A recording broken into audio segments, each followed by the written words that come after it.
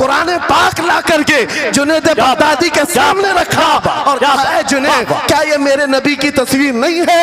आंखें देखना हो तो पढ़ो, मा ज़ागल बसर हुआ मा तगा, चेहरा देखना हो तो पढ़ो, वद्दुहा वल्लैलि इज़ा सजा, हाथ देखना हो तो पढ़ो, वमा रमैत इज़ रमैत वलाकिन्नल्लाह रमा, अगर कदम देखना हो तो पढ़ो, ला उक़सिमु बिहादल बलद व अंत हिल्लुम बिहादल बलद, अगर सीना देखना हो तो पढ़ो, अलम नशरह लका सदरक व वदअना अन्का विज़रक, अगर इस नबी की गुफ्तार देखना हो पढ़ो, वमा यंतिकु अनिल हवा इन हुवा इल्ला वहयु यूहा, इस महबूब की अताएं देखना हो तो पढ़ो, इन्ना आतैना कल का नारे तकबीर।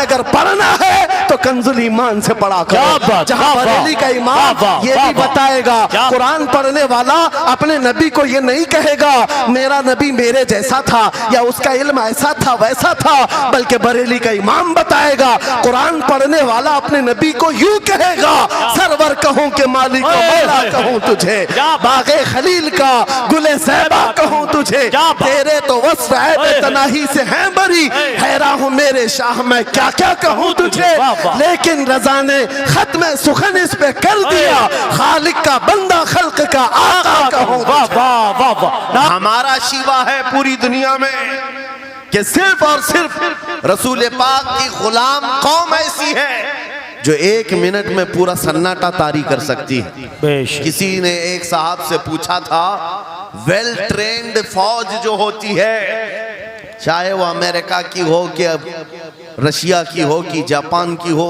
चाइना की हो, उनसे पूछा गया कि अगर 10,000 फौज को सफों में खड़ा करना हो और उनको रेडी करना हो तो आपको कितना टाइम लगेगा? किसी के बारे में कहा कि अमेरिकी फौज के लिए हमें 4 घंटे लग जाएंगे, हम तरतीब दे देंगे। रशियन फौज के लिए 3 घंटे लग जाएंगे, चाइनीज और एक्टिव हैं, 2 घंटे में अपनी सफ़े तरतीब कर लेंगे।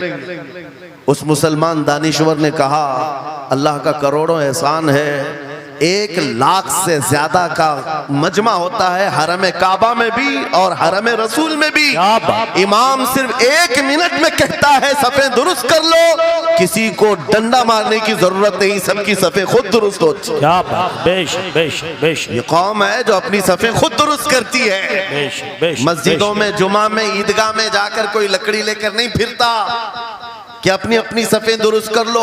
हर एक को इतना शऊर है कि अपनी सफ़े कैसे दुरुस्त की जाती है। जब आपको अल्लाह ताला ने ये नेमत अता की है, मस्जिदों में सफ़े दुरुस्त कर सकते हैं 1 मिनट के अंदर, ईदगाह में 1 मिनट में हमारी सब दुरुस्त हो सकती है। ऐ नौजवानों, दुनिया को ये बताओ, सिर्फ मस्जिद और ईदगाह नहीं, दुनिया के हर मैदान में हम अपनी सफ़े दुरुस्त कर सकते हैं। सुभान अल्लाह। हर मैदान में हमारी सब दुरुस्त हो सकती है। ये अल्लाह की तरफ से दी हुई बहुत बड़ी नेमत है।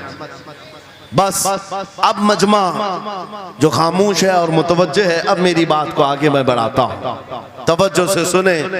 कुरानी उलूम के मुताल्लिक आपके सामने चंद बातें रखूंगा, इसलिए कि मुझे कहा गया बड़ा पढ़ा लिखा मजमा है और मुसलमान के लिए पढ़ा लिखा होना बहुत लाजिम है, इसलिए कि जिहालत इस्लाम का अपोजिट है। जिहालत इस्लाम का अपोजिट है। आपको एक बात मैं बताऊं, जब भी कहा जाता है दौरे इस्लाम, यानी हुजूर सल्लल्लाहु अलैहि वसल्लम की आमद के बाद के हालात को दौरे इस्लाम कहते हैं, उससे पहले वाले जमाने को दौरे जिहालत कहते हैं। जबकि इस्लाम का अपोजिट तो कुफ्र होना चाहिए, कुफ्र होना चाहिए। ये दौरे इस्लाम है और इससे पहले दौरे कुफ्र था। नहीं, दौरे इस्लाम से पहले वाले दौर को दौरे जिहालत कहते हैं, इसलिए कि बताना है इस्लाम और जिहालत 2 अपोजिट चीजें हैं, 2 अपोजिट चीजें हैं। जाहिल हो और मुसलमान हो उसे ज़ेब नहीं देता। जिस कौम पर आने वाली किताब हिदायत का पहला लफ्ज इक़रा से शुरू होता है, इक़रा बिस्मि रब्बिकल्लज़ी खलक़, कुरान का पहला लफ्ज जो आया है वो किस नाम से आया? पढ़ो अपने रब के नाम से, पढ़ो अपने रब के नाम से। और इल्म नहीं है तो कुछ नहीं है तुम्हारे पास। इमाम गजाली तो फरमाते अन्नासु कुल्लुहुम मौता इल्लल उलमा, ये सारे इंसान मुर्दा हैं, जिंदा अगर कोई है तो इल्म वाला है, इल्म वाला जिंदा है। और जिहालत की तारीकियों में भटकने वाले की मिसाल ऐसी ही है जैसे अंधेरी कोठरी में बैठा हुआ है, कहीं रोशनी का आने का इंतजाम नहीं, उसके सामने हलवा रखो कि गोबर रखो, दोनों बराबर है। जाहिल आदमी के लिए ऐसा ही है, कभी उसका हाथ इसमें पड़ेगा, कभी उसका हाथ इसमें पड़ेगा। जब नजर नहीं आ रहा है तो हलवा को गोबर समझकर खा लेगा और कभी गोबर को हलवा समझ के खा लेगा, गलाजत उसके लिए बराबर हो जाएगी। लेकिन इल्म को कहा गया अल इल्मु नूरुन, इल्म रोशनी है। जिसके पास इल्म आता है वो तमीज सीख जाता है, उसके पास अखलाक आ जाते हैं, वो हलाल और हराम के फर्क को समझने लगता है, बुरे और अच्छे के दरमियान फर्क मालूम होने लगता है। इसीलिए मेरे अजीजों, मुझे बड़ा गर्व है और फख्र है, हमारी खानकाह से ये आवाज आती है, आधी रोटी खाएंगे और बच्चों को पढ़ाएंगे। बेशक, क्यों? बेशक। उस अजीम खानकाह से ये आवाज दी गई, क्यों? सिर्फ इसलिए नहीं कि तुम बड़े होकर के डॉक्टर बनोगे, इंजीनियर बनोगे। लोगों की नजर में अब बात यही रह गई है, पढ़ा इसलिए जाता है कि डॉक्टर बनना, इंजीनियर बनना है और कमाना है, बहुत कमाना है।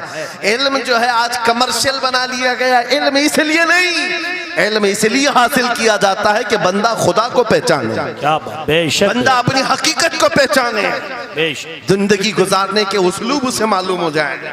इल्म इसलिए सिखाया जाता है। बहुत सारे लोग सिर्फ नौकरी के लिए समझते हैं कि इल्म हासिल करना चाहिए, नौकरी के लिए नहीं, अपने अखलाक को बुलंद करने के लिए इल्म आना बहुत जरूरी है। मेरे अजीजों, कुरान अज़ीम वो हिदायत की किताब तुम्हारे पास आई, इस कौम के लिए अलमिया नहीं है तो और क्या है, जो किताब उलूम का जखीरा है। आज दुनिया उस किताब पर रिसर्च कर करके नए इल्म और फनून हासिल कर रही है। उस किताब को तो हम मुर्दों पर पढ़ने के लिए रखे हैं। वो कुरान अज़ीम जो हिदायत की किताब और सारे उलूम का सर चश्मा है, उस किताब को कहां पढ़ते हैं? मैयतों पर। किसी का इंतकाल हो गया तो तीजे में पढ़ेंगे, चहलुम में पढ़ेंगे, नवे में, 20वें में पढ़ेंगे। वो ईसाले सवाब के लिए सिर्फ रखा गया। और उससे थोड़ा आगे बढ़ गए तो कसम खाने के लिए कुरान। आओ चलो हम कसम खाते कुरान पे हाथ रख करके, कुरान पे हाथ रख के। मियाँ क्या कुरान कसम खाने की किताब है? कुरान की वो आयत मैंने सबसे पहले पढ़ी, अल्लाह फरमाता ज़ालिकल किताबु ला रैब फीही, ये वो किताब है जिसमें शक की गुंजाइश नहीं, और ये हिदायत है परहेजगारों के लिए। और कुरान में 3 जगह ये लफ्ज आया है, हुदल लिन्नास, हुदल लिल मुमिनीन, हुदल लिल मुत्तकीन। ये सारे इंसानों के लिए भी हिदायत है, ये सारे ईमान वालों के लिए भी हिदायत है, और परहेजगारों के लिए भी हिदायत है। सब हिदायत अलग अलग अंदाज से हासिल करते हैं। बारिश एक ही है बरसने वाली, जमीनें अलग अलग हैं। बहुत नरम जमीन हो तो वो जमीन बारिश से फायदा ज्यादा उठाती है, और थोड़ी सी ओबड़ खाबड़ जमीन हो तो वहां से फायदा कम आता है। बारिश एक ही है, कुरान बारिश हिदायत है। जिसके दिल की जमीन जितनी नरम होगी उतना वो उससे हिदायत उठाए, सुभान अल्लाह, बेशक, उतना उससे फायदा उठाएगा। और आज हालात ये हैं, ऐ नौजवानों अपने दिल पर हाथ रख करके बताओ, कुरान कितने लोगों ने पढ़ा है? कुरान कितने लोगों ने पढ़ा? मैं हाथ नहीं उठवाता, किसी भी बात पर हाथ मत उठाया करो, ना ही झूठे हाथ उठाना है, ना सच्चे हाथ उठाना है, ना ही किसी और को शर्मिंदा करना है। अपने दिल पे हाथ रख करके बताओ कुरान कितनी मर्तबा पढ़ लिया। क्योंकि कुरान पाक, बहुत सारे लोग ये समझते हैं मदरसे में बचपन में एक बार पढ़ लिया तो उसका हदिया हो गया, खत्म हो गया है, अब इसके बाद फिर हमारी मैयत पे ही पढ़ा जाएगा। इसीलिए तो कुरान के उलूम से नावाकिफ हो गए। अरे समझना तो दूर की बात, देख करके पढ़ना भी मुश्किल है। आज लोगों का देख कर पढ़ना मुश्किल हो गया। कुरान तुम्हारे पास बहुत सारी किताबें नहीं है, बहुत सारे। अस्सलामु अलैकुम वरहमतुल्लाहि ताला वबरकातुहू। अज़ीज़ साथियों, आप लोगों के सामने एक ऐसी वीडियो रख रहा हूं कि वीडियो को देखने के बाद आपकी आंखें भीग जाएंगी। दोस्तों, हम अपनी औलाद के लिए क्या कुछ नहीं किया करते हैं। यहाँ तक कि माँ बाप अपनी औलाद की तरक्की और उनकी कामयाबी के लिए अपना खून पसीना बहा देते हैं, अपनी औलाद के लिए अपना मुकम्मल ज़ोर लगा देते हैं। लेकिन इस वीडियो को देखने के बाद आपको ये मालूम हो जाएगा कि औलाद भी हमारी वफ़ादार नहीं रही आजकल। दोस्तों, हरियाणा के सोनीपत में एक बुज़ुर्ग की मृत्यु हो गई। हालांकि वो हिंदू समाज से ताल्लुक़ रखते थे। उनकी 3 बेटियां थीं। जब बाप का जो है कि मृत्यु हुई तो लोगों ने उनकी तीनों बेटियों को ख़बर दी कि तुम्हारे बाप गुज़र चुके हैं, लिहाजा उनके अंतिम संस्कार के लिए आ जाएं। तीनों बेटियों ने मना कर दिया। उन्होंने कहा कि हम नहीं आ सकते, हमारे पास इतना टाइम नहीं है, हम अपने बाप के अंतिम संस्कार में नहीं आ सकते, तुम ही इनका अंतिम संस्कार कर दो, जो भी खर्चा होगा, जो भी पैसा लगेगा वो हम दे देंगे। अजीज साथियों, 5100 रुपये खाते में डाल दिए उन लड़कियों ने अपने वालिद के यानी अपने बाप के अंतिम संस्कार के लिए। आप मुझे ये बताएं कि ये औलाद है जिसके लिए बाप कितनी मेहनत करता है, लेकिन यही औलाद अपने वालिद का, अपने बाप का आखिरी वक्त दीदार करने के लिए नहीं आ सकती। इस औलाद को आपसे प्यार नहीं है, ये औलाद आपकी वफ़ादार नहीं है, इसलिए अपनी औलाद के लिए ज़्यादा परेशान भी होने की ज़रूरत नहीं है। आजकल की औलाद वालिदैन की नाफरमान हो रही है। ये तो हिंदू समाज की बात है। मैंने मुस्लिम समाज के अंदर ही एक लड़के को देखा कि उसका कोई इंटरव्यू था किसी कंपनी में, बाप का इंतकाल हो गया, गांव के लोगों ने ख़बर दी कि तुम्हारे बाप गुज़र चुके हैं, लिहाजा जनाजे में आ जाएं, फुला टाइम तुम्हारे बाप का जनाजा अदा किया जाएगा। लड़के ने कहा कि मेरे पास इतना टाइम नहीं है कि मैं अपने बाप के जनाजे में शामिल हो सकूं, लिहाजा तुम लोग जैसे भी हो सके मेरे बाप की तजहीर तकफीन कीजिए, उनको दफना दीजिए, मैं नहीं आ पाऊँगा।